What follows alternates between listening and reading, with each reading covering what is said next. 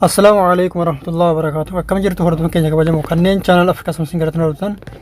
Egaa nageenya keenya bakka jirtan hundatti sinuu qaqqabu. Tole egaa hordoftoota keenya barnoota keenya kanarratti walitti deebinee jirra.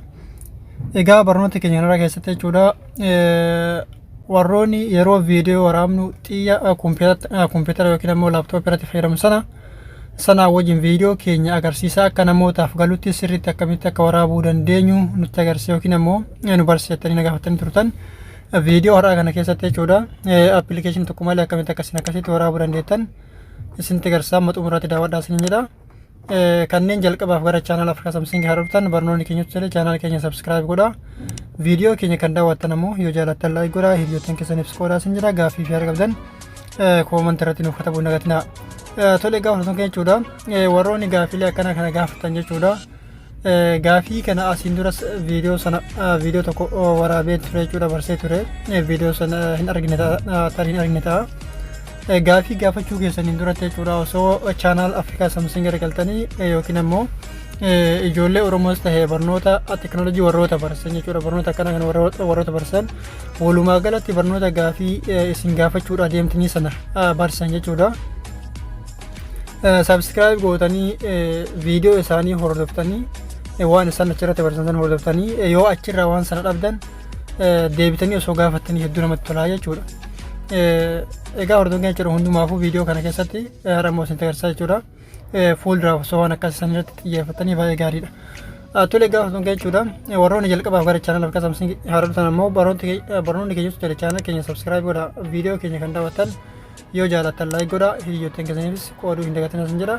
Gaaffii fi yaada qabdan ammoo comment irratti nuuf katabaa. Tole maal gootu kana sirreeffachuudhaaf xiyya kompiitaratti fayyadaman sana jechuudha bilbila keessan irratti fayyadamuudhaaf jechuudha application tokko malee maal gootu siitingii bilbila keessanii irra ni galtu jechuudha. Siitingii bilbila keessanii irra karaa galtaniin karaa lamaan galtu yoo barbaadan gubbaarraa harkiftanii gubbaarraan seentu yookiin ammoo jechuudha icon isaa jechuudha iskiriin mobaayila keessanii irra jira jechuudha isuma irratti kallattiidhaan cuqaaftu jechuudha. Tole siitingii bilbila keessanii eega haala kanatti galtanii booda maal gootu haala kanatti ol harkiftuu jechuudha. Haalli teessuma bilbila ol dhabuu danda'a garuu ammoo jechuudha dubbisni isaatiif jechuun mallattoon isaa wal fakkaataa jechuudha. Ni gartuu jechuudha asirratti accessibility kana ni gartuu jechuudha. Accessibility dha fakkii akka waan namaatu namni harka bal'isee irra jiruutti irra jira jechuudha. Kanarratti al tokkoof haala kanatti ni cuqaaftu. Sana booda jechuudha asirrattis fuulli kun haala kanatti isiniif banamaa jechuudha. Fuula kanarratti jechuudha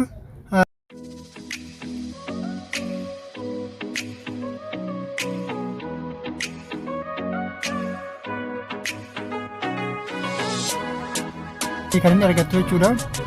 As sagalee vaalumii isaa fakkii sagalee dabalanii jalatti argamtu jechuudha. Sagalee dabalan fakkaatu jalatti argamtu irratti al tokkoof isii sana irratti ni cuqaaftu jechuudha. Tole sana booda jechuudha asirratti erga haala kanatti cuqaaftanii booda fuula kanatti maal argattu assistant meenuu argattu jechuudha. Assistant meenuu kanarratti fuula duratti mallattoo onii fi oofii tamma isin asirratti agartan tanatu jira. Asirratti mallattoo oofii fi onii tana haala kanatti bantu jechuudha. Erga isii tana haala kanatti bantanii booda maal gootu as ni gartu mallattoon tuni haala kanatti isiniif baati jechuudha. Mallattoon tuni erga haala kanatti isiniif baatee booda al tokkoof mallattoo tanarratti ni cuqaaftu. Erga mallattoo tanarratti cuqaaftanii booda jechuudha as wanta akka qubaa ofirraa qabdu ni gartu. Kaarsor kana ni gartu jechuudha wanta akka qubaa ofirraa qabu kana jechuudha quba harka namaa jechuudha. Isa kana irratti kilik gootu yeroo isa kana irratti kilik gootan yeroo wanta akka qubaa kana irratti kilik gootan jechuudha maal ta'a iskiriina keessan sana irratti jechuudha mallattoo tanas isin malee nama biraa arguu hin danda'u jechuudha. Mallattoon isin ammoo asirratti argitan geenguma tanaan haala kanatti wal fakkaatti. Isii jechuun akka waan nama kiiboordii xiqqoo laaptooppii irraa jechuun qubaan olii oofuutti isii olii oofuudhaan isimarra cuqaaftu jechuudha. Iddoo biraa waan isin irratti cuqaafsu hin barbaachisu hin jiru. Yoo barbaadan iddoo biraas fayyadamuu dandeettu jechuudha. Fakkeenyaaf mallattoo kanatti yoo cuqaase iskiriin bilbila kana irratti jechuudha ayikoona kana arguu hin dandeettanii jechuudha.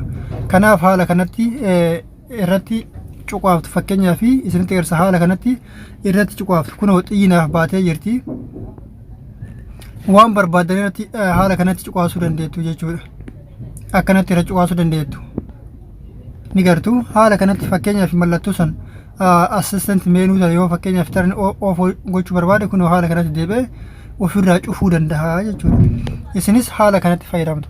Tolee gaafa fudhatan jechuudha. Viidiyoo kanarraa akka baratan abdii qaba. Akkasumas akka isinii galus abdii qaba dhiyaata. Abdii qaba. Kanaaf waan isin hin galin jechuudha. Viidiyoo kana jalatti naaf barreessa. Akkasumas koomantii viidiyoo kamii jala yoo keettan koomantii keessan sirriitti dubbisaa jira. Waan nu daawwattaniif ammoo galatoomaa yeroo gaariif.